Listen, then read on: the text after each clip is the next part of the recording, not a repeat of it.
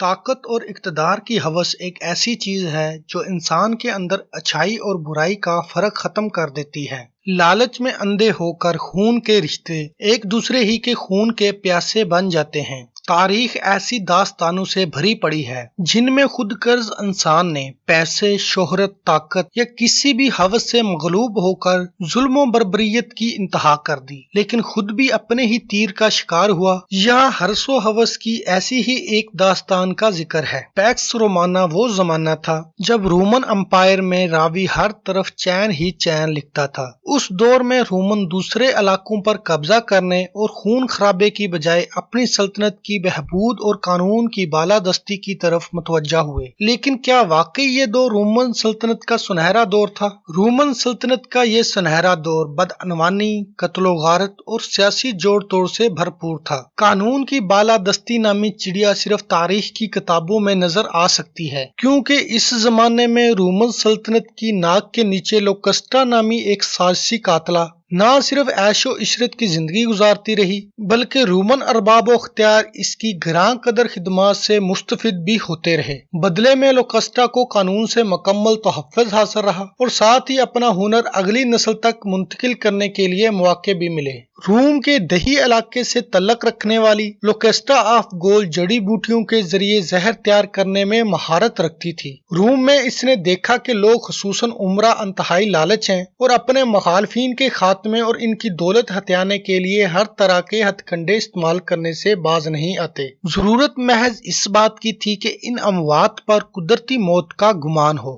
دولت کی فراوانی اور اپنے عزائم کے لیے اسے استعمال کرنے والوں کی بہتات، لوکسٹا کے لیے اپنا منفرد ہنر آزمانے کا اس سے بہترین موقع اور کہاں ملتا۔ وہ ایک پیشہ ور قاتلہ بن گئی۔ اس کے زہر سے مرنے والوں پر قدرتی موت کا گمان ہوتا اور اس طرح وہ اور اس کے کلائنٹ قانون کی گرفت سے بچتے رہے۔ ویسے بھی اس کے کلائنٹ سوسائٹی کے بااثر افراد تھے جو اس پر کسی قسم کی آنچ نہ آنے دیتے۔ اس بے رحم شاطر قاتلہ نے اپنی زندگی سینکڑوں جڑی بوٹیوں سے زہر کشید کرنے اور درجنوں افراد کی موت کے گھاٹ اتارنے کے لیے وقف کر دی۔ اس نے مشروم سے لے کر انسانی خون تک کو اپنے مہلک تجربات کے لیے استعمال کیا۔ اپنے ہنر کی بدولت لوکسٹا جلد ہی اعلیٰ طبقے میں اتنی مقبول ہو گئی کہ ایک دن اسے شاہی محل سے بھی خفیہ بلاوا آ گیا۔ شہنشاہ کلاڈیس کی چوتھی بیوی اگریپینا اپنے بیٹے نیرو کو روم کا شہنشاہ بنانا چاہتی تھی۔ نیرو کلاڈیس کا بیٹا نہیں تھا بلکہ اگریپینا کے سابقہ شوہر سے تھا اور اس کے لیے کلاڈیس کو راستے سے ہٹایا جانا ضروری تھا۔ ساتھ ہی اس کی موت کو قدرتی لگنا بھی ضروری تھا۔ ظاہر ہے یہ کام لوکسٹا کے سوا اور کون کر سکتا تھا۔ اگریپینا نے لوکسٹا کو بتایا شہنشاہ مشروم کا شوقین ہے، چنانچہ مشروم کے ذریعے کلاڈیس کو زہر دینے کا منصوبہ بنایا گیا۔ شہنشاہ کے خادموں کو رشوت دے کر چھٹی دے دی گئی۔ ملکہ نے اپنے ہاتھوں سے وہ زہریلے مشروم شہنشاہ کی خدمت میں پیش کیے جنہیں کھاتے ہی کلاڈیس کی حالت غیر ہو گئی۔ ملکہ نے بناوٹی گھبراہٹ کا مظاہرہ کرتے ہوئے بادشاہ کو سنبھالنے کی کوشش کی، لیکن لا حاصل زہر اپنا کام کر چکا تھا۔ شہنشاہ کلاڈیس مر گیا اور اس کی جگہ نیرو کو بادشاہ بنا دیا گیا۔ اس طرح لوکسٹا کے کالے کارناموں میں ایک اور کارنامے کا اضافہ ہو گیا۔ بہرحال کہانی یہیں ختم نہیں ہوتی۔ ایک سال بعد لوکسٹا کو ایک اور قتل کے جرم میں موت کی سزا سنائی گئی، لیکن اس بار اس کو بقل میں خود شہنشاہ نیرو نے بچایا۔ لوکسٹا پر یہ مہربانی اس کی پرانی خدمات کے صلے میں نہیں ہوئی تھی بلکہ شہنشاہ نیرو اپنے ایک مخالف کو ٹھکانے لگوانا چاہتا تھا جو دراصل مقتول شہنشاہ کلاڈیس کا اصل وارث بھی تھا۔ نیرو کو اپنے چھوٹے سوتیلے بھائی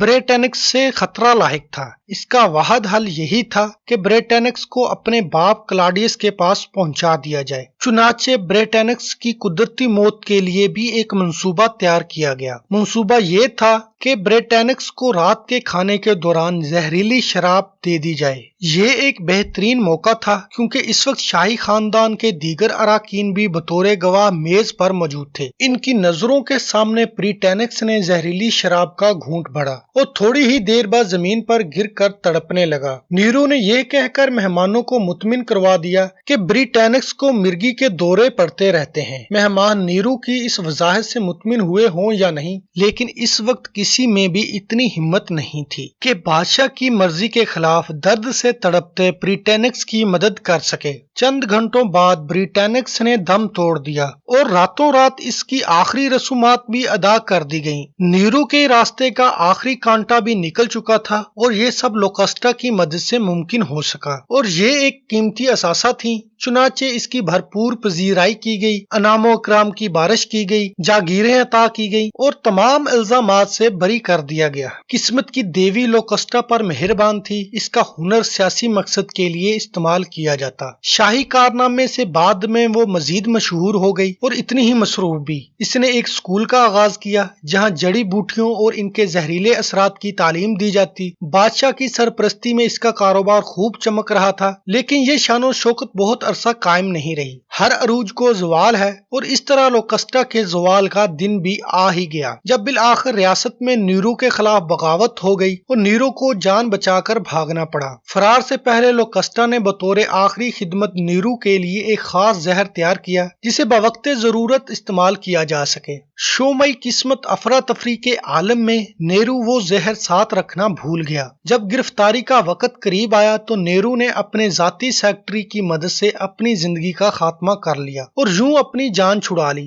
लेकिन लोकास्टा की जान इतनी आसानी से नहीं छूटी। नेहरू के साथ साथ किस्मत की देवी भी लोकास्टा का साथ छोड़ गई। वो अब कोई गुमनाम शख्सियत नहीं थी जिसे बआसानी फरामोश कर दिया जाता। इस पर लातादाद कत्ल के इल्जामात थे। नेहरू की मौत के महज एक साल बाद सन 69 ईस्वी में इसे गिरफ्तार कर लिया गया और कातला और जादूगरनी करार देते हुए फौरन मौत की सजा सुना दी गई। यूं लोकास्टा तो मर गई, लेकिन तारीख में इसका नाम हमेशा के लिए एक काबिले मुजम्मत कातला के तौर पर महफूज हो गया। गौर करें तो लोकास्टा जैसे किरदार तारीख के हर दौर में मौजूद होते हैं जिनका इस्तेमाल जाती मकासद के लिए किया जाता है और बाद में इनका भी हशर वही होता है जो कभी इनके शिकार का हुआ था। लोकास्टा जब तक बाअसर हलकों के काम आ सकती थी तब तक इसे कानून से मुकम्मल तहफ़्फ़ुज़ फराहम किया गया और जब एक एक करके तमाम अफराद इसके जरिए राह से हटा दिए गए तो इसको भी अपने अंजाम तक पहुंचा दिया गया। इसकी इब्तिदाई जिंदगी के बारे में ज्यादा तफसीलात मौजूद नहीं है और जो कुछ कदीम लिटरेचर में मौजूद है वो फिक्शन का हिस्सा है। बाज़ तारीखदान लोकास्टा ऑफ गोल को इंसानी तारीख में रिकॉर्ड की गई पहली सीरियल किलर मानते हैं। लोकास्टा की कहानी पेशावर कातलों के लिए एक सबक है कि जिस तरह वो पैसे लेकर किसी को कत्ल कर सकते हैं, इसी तरह कोई और भी अपना काम निकल जाने के बाद इनका साथ छोड़ सकता है। यूं कातिल भी एक रोज मौत के शिकंजे में आ ही जाता है।